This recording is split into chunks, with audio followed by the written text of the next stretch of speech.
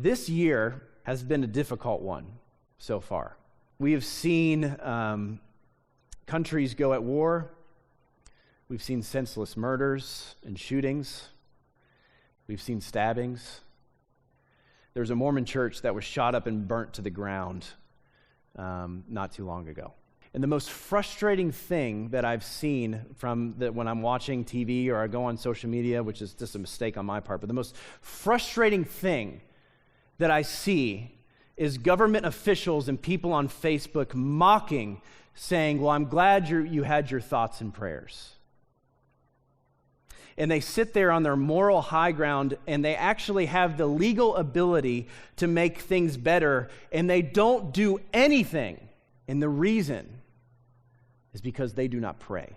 They don't realize that the only reason people get off the couch and start doing good, they don't realize that when people start taking care of their neighbor or start doing kingdom work, and they don't realize that every not-for-profit that has ever started was because something bad happened and somebody prayed and said, God, what do you want me to do? In the early church, they did the exact same thing. Acts 2:42, we read it last week. And they devoted themselves to the apostles' teaching, to the fellowship, to the breaking of bread, and to the prayers. They devoted themselves to prayers. And then immediately after that, this is what it said, and they were selling their possessions and belongings and just distributing the proceeds to all who had need. And people say, how did they get to the point where they got off their couch or chairs or out of their house where they looked at their neighbor and said, you need something, I'm going to pray and I'm going to sell and I'm going to help you out. How do you get to that point? You pray.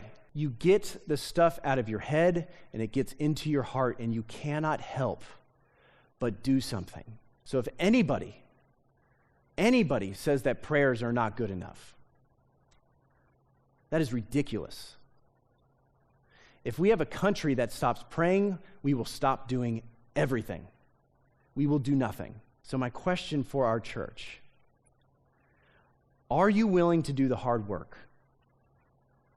Are you willing to do the great work? Is a better question. The only way that we will get out of these chairs and we will go do it is if we pray. When we see a bad situation and we say, God, what do you want me to do?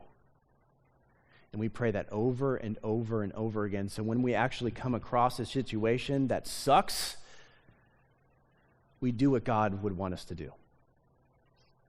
We would do what Jesus would do in that moment.